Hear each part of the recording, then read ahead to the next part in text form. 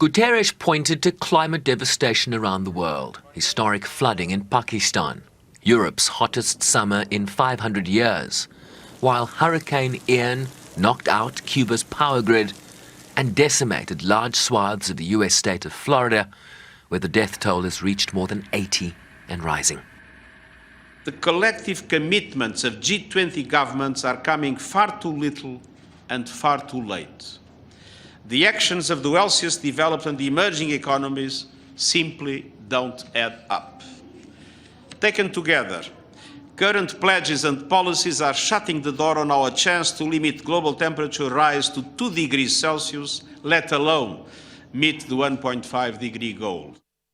The Secretary-General called for a quantum-level compromise between developed and developing and emerging nations in a world that can no longer wait.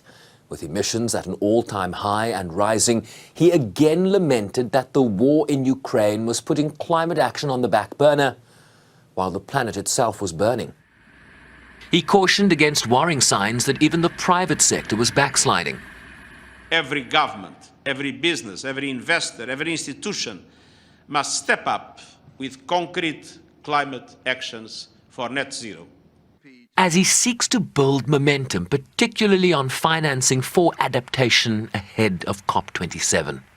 On finance, the world needs clarity from developed countries on where they are this year on the delivery of the $100 billion a year promised to support climate action in developing countries. And we need to see evidence of how they will double adaptation finance to at least $40 billion in 2025 as agreed in Glasgow. Funding for adaptation and resilience must represent at least half of all climate finance. And the multilateral development banks, including the World Bank, must raise their game. Emerging economies in particular need their support to back the renewable energy revolution and build resilience. An existential threat to life as we know it, with evidence of a burning planet increasingly hard to ignore. Sherwin Bryceby's SABC News, New York.